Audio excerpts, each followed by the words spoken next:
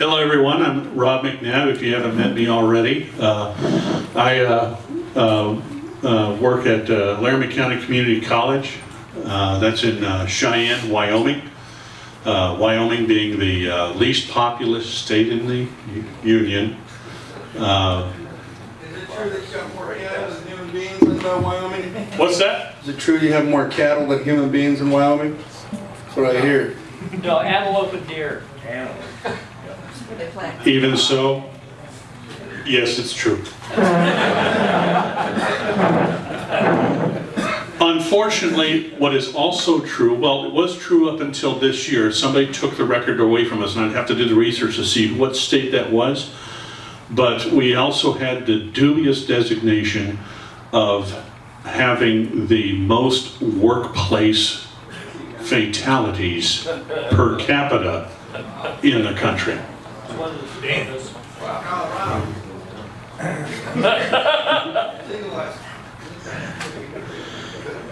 Okay, my presentation is on integrating BAS into a commercial HVAC program.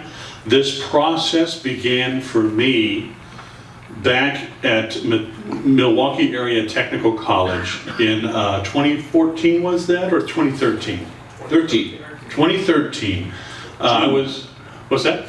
June 2013. June 2013, I was invited by the BAS Center to attend a workshop there, and that planted a seed for improving the HVAC program at Laramie County Community College. Laramie County Community College at the time had a residential and light commercial program and maybe an introduction to controls, but it was heavily based on pneumatics, and that's where my experience is from in the controls arena, is pneumatics. And didn't know the first thing about DDC controls, but was very intrigued and began my work at that time to integrate a building automation systems curriculum into our program. So the first step that we came up with along with our help from the BAS Center on how to pursue that, is we had to decide what we were going to teach.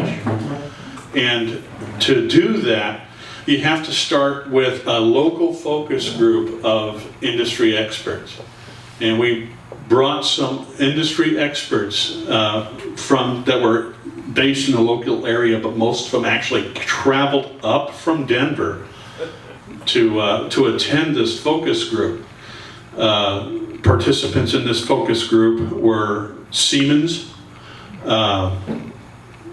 JCI, Johnson Controls, a company called Long Building Technologies, another company that had branched away from ALC, which is reliable, and they use reliable controls, but the company is named Unify, and they had a lot of contracts in the region.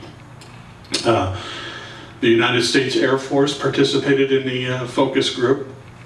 And with that focus group, we came up with a list of needed skills, what employment opportunities there were.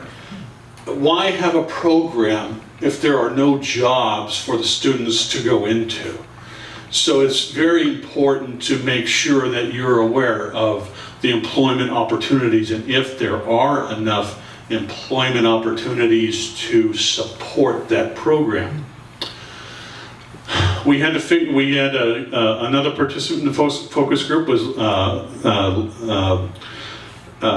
Wyoming Department of Education and Laramie County School District number 1 and 2 and Carbon County districts. And what that helped us understand is our student base. Student base up in Wyoming, mostly white males. And that's so it's hard to support any program. My programs always stay small. At any given time in both my HVAC program and in my building technologies program, I have maybe 8 to 4 students, okay, at any given time, and they are thrilled to have them. So they fudge the numbers to keep things going. What also came out about this focus group is we're doing this for you. You say this to the companies, the end item users of your students. we are providing this training for skills for you. What can you do to help us do that? Okay, that has to be with support. You have to find out, okay, what are these companies going to do to support you? Some of the support that we gained from them was from ALC and Siemens. They gave us discounted equipment that we could order and had technical support, or promised technical support. Promised to provide guest lecturers and touring opportunities. Some of the industry partners who came in about this that offer support was the data centers, Microsoft, that just came into town, and Greenhouse Data, and EchoStar. And what they provide is tours, guest lectures, those kind of things, and also interviews for leaving students and internship opportunities. So that focus group, just what the purpose of that focus group is, you have to decide, am I going to have a program? Is this worth pursuing? Okay? You may find out that it is not worth pursuing, but in our case we found that there is enough here, there's enough support, there's enough demand, we can begin to design our program. So now that we decided that we were going to have a program, we needed a curriculum to teach it with. A huge thing to understand when you're developing a curriculum for a new program is that you don't have to do it by yourself. You don't have to reinvent the wheel. You have a huge resource among other institutions, also through the BAS network, to work with stuff that's already been done and saying, hey, how can I modify this to fit my program? Or can I just use it directly? Which a lot of the resources I found they were applicable to my area without any real tweaking. Almost ready to go. The BAS network was great for that. Use your focus group also. Peter Crabtree emphasized the importance of this is to do a local Datum. The BAS network has done Datums before, but it's important, and I highly recommend it, that if you're going to start a program, do a Datum locally, because the skill sets needed locally or with local companies may be different from one region to the next. And then communicate, especially with the BAS network. Everybody on their little thumb drive has a contact list of members of this BAS network, of everyone that was here. Communicate with each other. I would not have had a program get off the ground if I did not communicate with other members of this network, and it's been critical. So yeah, ask questions, communicate. When I went to the Milwaukee Area Technical College, they mentioned a lot of things about Datum, and my response when they were talking about these Datums was exactly here. I was like, what is a Datum? I had no idea what that was, and I'm hoping, so I don't feel as dumb, I'm hoping that there's some folks out there who are like, what's a Datum? I'm not going to ask because I don't want to look stupid, but here's what I understand a Datum to be. What's that? I participated in 2 Datums before I even knew what it meant, what it was for. You're also the person I asked, hey, what's a Datum? And then I wrote it all down and put it on this slide. That's where I got it from, right? I'll second that, Robert. I did the same thing. I had gone through a couple Datums before I really understood what it was. Yeah. What it is, it's an acronym for developing a curriculum. It uses a local focus group, and what you do is you perform a job task analysis, and you go through a list of what are the tasks that employees or technicians for this company are expected to do on the job. When you come up with that comprehensive list and you drill it down to the most basic tasks. You start with the systems task, and then you drill it down to the individual equipment tasks and skill sets that technicians are going to need. Once you identify these required skills, that is what allows you to come up with these learning outcomes in your curriculum. You'll come out with program outcomes, and then in your individual courses, you'll have your course outcomes that support those program outcomes.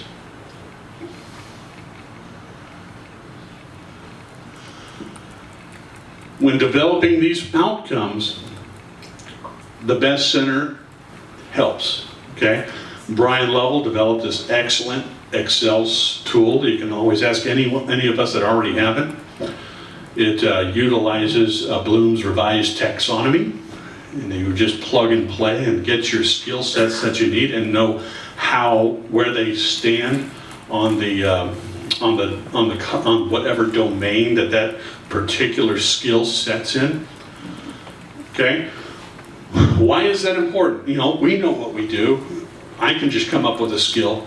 But where this is important, where using these tools that you can get through the BAS Center and using this Bloom's revised taxonomy, is you have to be able to justify the skills that you have chosen and the outcomes that you have developed through the approval process of your program. Most of us have probably had to work on some outcomes before, but you go through an approval process and it goes through an academic standards committee or a committee of some kind that is just filled with people who are just strictly academic and have no experience with career technical. And what these do is that gives you a tool to justify your learning outcomes so they don't get changed too far from so they retain the spirit of that outcome when they try to change to make it grammatically correct. That's the most frustrating thing, is when you're in an academic standards committee and you're trying to get approval for your program or course, and they're going through the learning outcomes and they're saying, well, I don't quite understand this adverb that they have there. I don't know if that really works. But if you use this tool and you have Bloom's revised taxonomy backing it up, and you can identify to them, this is in the cognitive domain, or this is in the application domain, or whatever. You speak that language, and what that does is that assists you in getting your course or program through that portion of the approval process. Once you do that, you can step back, and as your program goes through the rest of the approval process, the Community College Commission, other approval wickets that you might have for your individual state, those people on the committee are able to, they have the language that they need to argue these outcomes and get your program through the approval process. I think that tool was responsible for us to get the BAS program approved in just 3 months. It was a 3-month approval process. Normally it takes a year.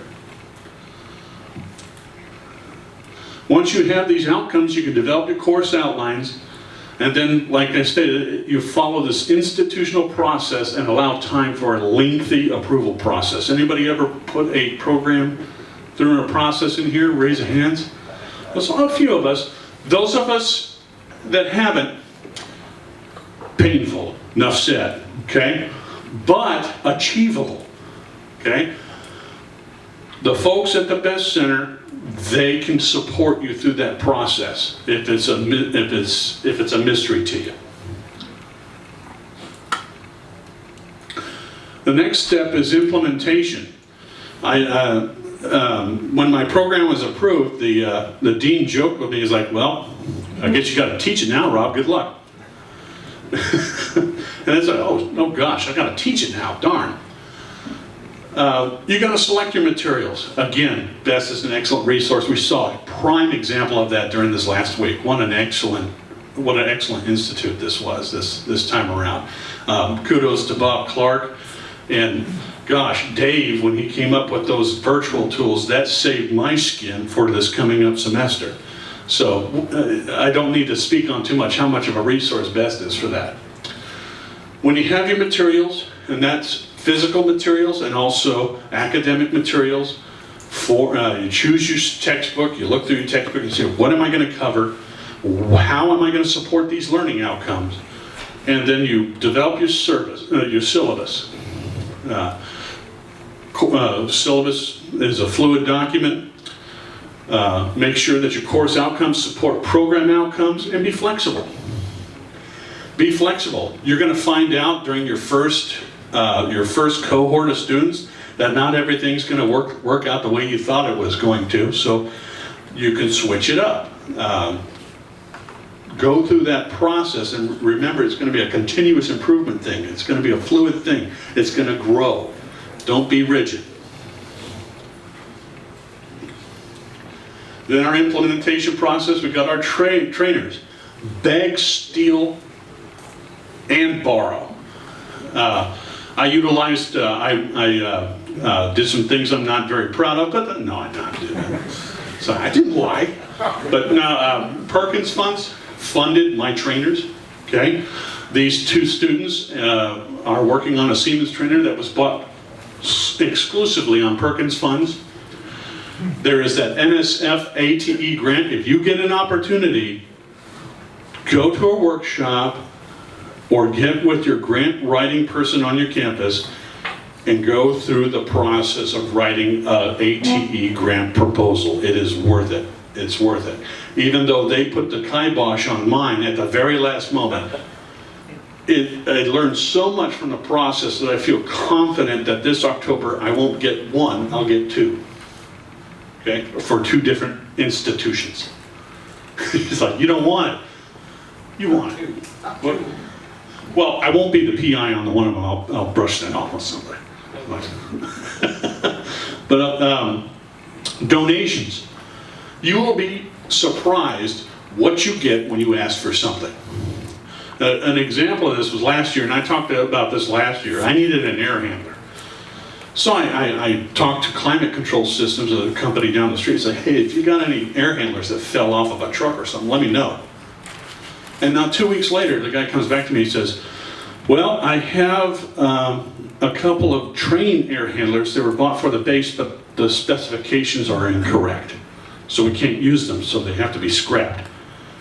We have 3 of them, but I'm willing to give you 2 of them. I said, can you donate them? Well, we'll sell them to you, because the boss won't let me give them away. And so I got 2 commercial air handlers for $1,200. Okay? When they delivered them, they delivered 3. They had this huge, even more expensive one that just got unloaded with the pallet. So I called them up, hey, they delivered 3 of them. I know this one's probably yours. And then the company owner was like, oh, well, I don't want to pick it up. Why don't we donate that one? So it works out. I can't stress this enough, and Mark alluded to this as well during his presentation. Let those students build those trainers. What a learning resource that is, to have them design something, set it up, program it, and then bang, it works. These are my 2 BAS students. I had very small classes. They're building the Siemens trainer. And they learn more from doing that than anything I could possibly do. And I also incorporated Cisco systems into that. When I sent them to those classes, I went with them. I took the classes with them, so we learned together. That was really cool.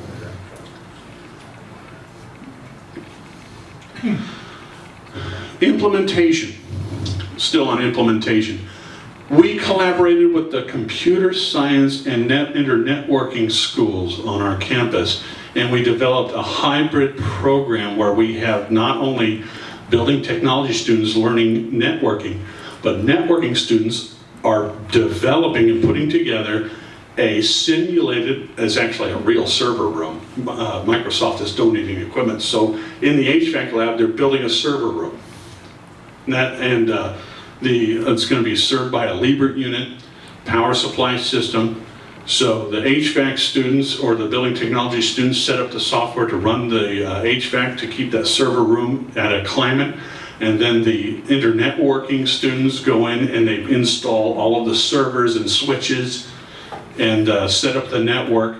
And then wind students use, and computer science students use the actual servers and computers to run their simulations, their programs, and also what the acronym I'm looking for data acquisition for wind. What's the?